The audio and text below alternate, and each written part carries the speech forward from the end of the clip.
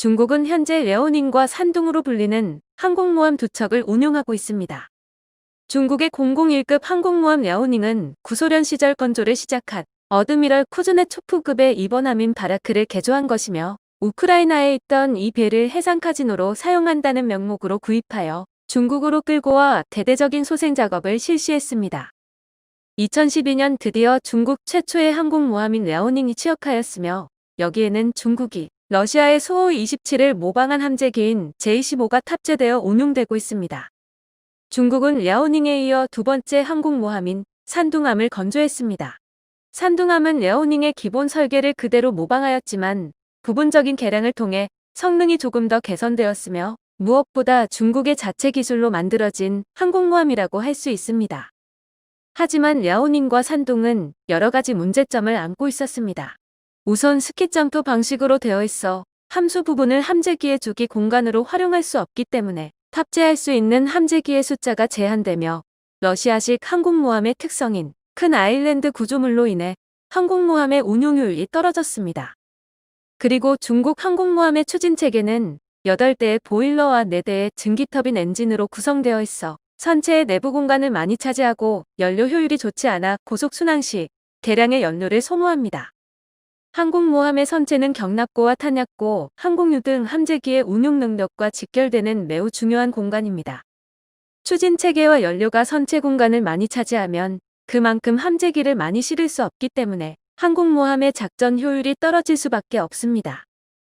여기에 중국의 함재기인 J-15 또한 많은 문제점을 안고 있습니다.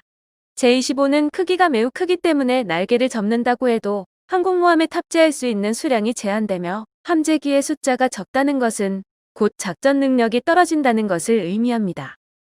여기에다 함재기는 러시아의 전투기를 모방하였지만 엔진의 성능을 제대로 구현하지 못해 출력이 부족한 함재기가 되고 말았습니다.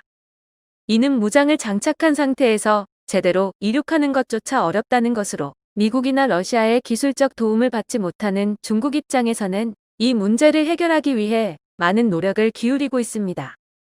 중국은 현재 랴오닝과 산둥의 건조 경험을 토대로 보다 성능이 개선된 새로운 항공모함을 건조하고 있습니다. 새롭게 건조되는 003급 항공모함은 약 8만 톤의 배수량을 가지고 있어 기존의 항공모함에 비해 크기가 매우 커졌으며 함재기가 이륙하는 방법도 스키점프 방식이 아닌 전자기 사출 방식을 사용한다는 것입니다. 중국은 현재 미국이 사용하고 있는 증기식 사출 방식을 개발하기 위해 노력하였으나 기술적인 문제로 어려움을 겪었으며 이에 대한 대안으로 전자기 사출 방식을 채택한 것입니다. 증기 사출기는 피스톤에 압축된 증기를 사용해 항공기를 추진하므로 가속 초기에 큰 충격이 발생하며 이는 함재기의 기골 수명에 좋지 않고 증기 사출기의 운용을 위해선 별도의 보일러가 필요하기 때문에 공간도 많이 차지합니다. 반면 전자기 사출기는 전력 공급의 제어가 가능하므로 초기 가속 충격을 최소화하면서도 최종 이함 단계에서 추진력을 극대화할 수 있습니다. 그리고 증기 사출기에 비해 구조가 간단해서 유지보수에 소요되는 시간과 비용도 절약할 수 있습니다. 중국은 이러한 전자기 사출기 기술을 미국으로부터 불법적인 방법으로 얻었으며 여기에 기존 중국이 보유하고 있던 자기 부상 열차 기술을 적용해 개발을 진행하고 있습니다. 중국이 개발하고 있는 003급 항공모함은 통합 전기 추진 체계를 사용합니다. 기존의 가스터빈 엔진은 동력을 그대로 추진축에 공급하는 반면 전기 추진 방식은 가스터빈 엔진으로 전력을 생산하고 그 전력으로 추진축과 모터를 구동하는 방식입니다.